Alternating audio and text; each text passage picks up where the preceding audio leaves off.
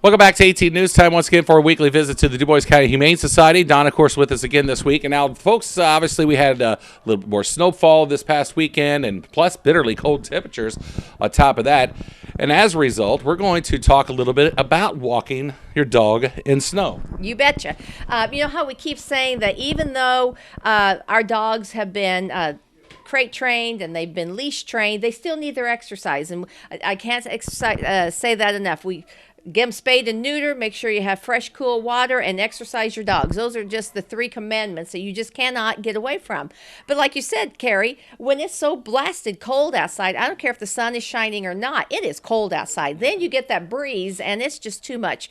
So there's wind chill factor. You got it. So I want to share some information while you're going through looking at some of our animals who are in their kennels. Some of them are outside enjoying it. We time them, we limit it, and then we will talk about some things that you can do to take care of your animal. Number one thing you need to be aware of, de-icers are very toxic to dogs. We're talking about salt, we're talking about antifreeze, we're talking about multiple chemicals that you use and the community uses to keep ice from getting on sidewalks or steps or whatever. So number one thing is don't let your dogs lick their paws after a walk. And there's a few things you can do to keep that from happening. You can have them wear traction booties. Now, some people laugh and say, is that not the silliest thing? I was just going to say, how do you do? But you took the words right out of my mouth. So here we go. and you want the traction kind, especially in this kind of weather, because they slip and slide like we do. If you don't you want to use the traction booties, or the dog is not going to tolerate that whatsoever, you want to use pet safe gels like Musher's Secret that you can buy at multiple vendors, or a petroleum jelly that you can put on their paws. Now, the key thing is you've got to remove that gel or the jelly off of their paws once they get home. You don't want them licking that, and you don't want them slipping on anything. The other things that you need to do is keep the hair between their paw pads trimmed and keep it short, because snow and ice accumulate there, and then they want to lick and pull at that, and then here we go with the whole toxicity thing.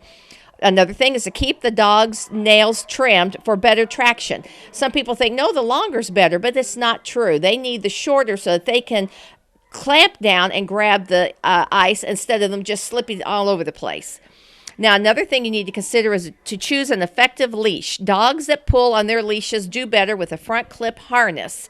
And you need a solid leash when it's slippery and icy outside. It's better than the retractable kind of leashes.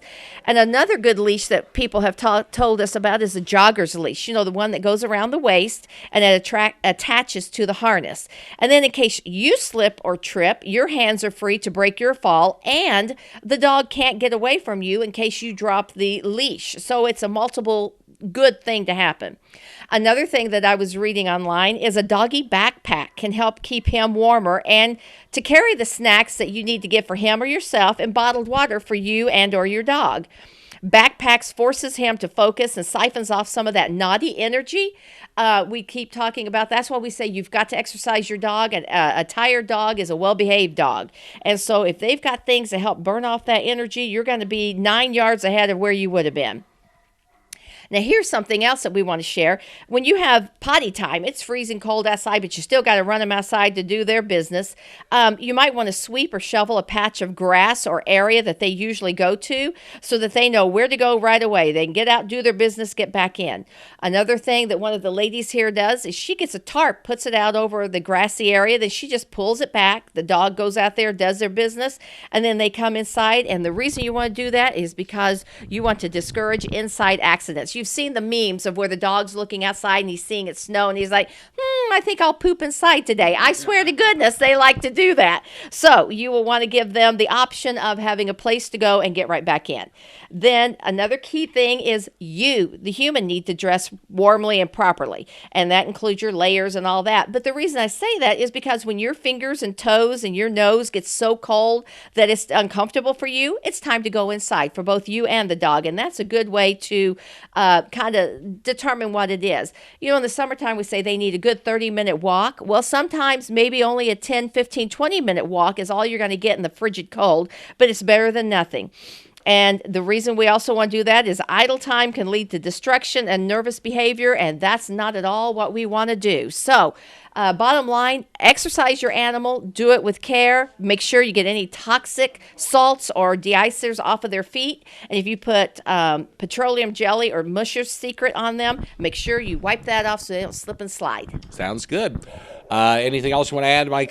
Programs real quick while we have a few minutes? Very quickly, I'd like to announce that today or on Monday, the transport up to Bloomington got canceled because of the weather. So anytime you're going to have your animals signed up, always check your social media, Facebook, Twitter. Those are our two primary ways that we get out the information of if it has to be canceled, this is what you do. So please watch that if you're going to have anything specially done with the animals. And then lastly, for right now, we have about 15 of our calendars left. Mm-hmm. So anybody who didn't get them before the new year, you can still get them for after the new year for $15. Okay, so all this information information in regards to all these programs here at Humane Society is available on their website at DuboisCountyHumane.org, and of course check out information on the pets available for adoption on that same website, as well as petfinder.com.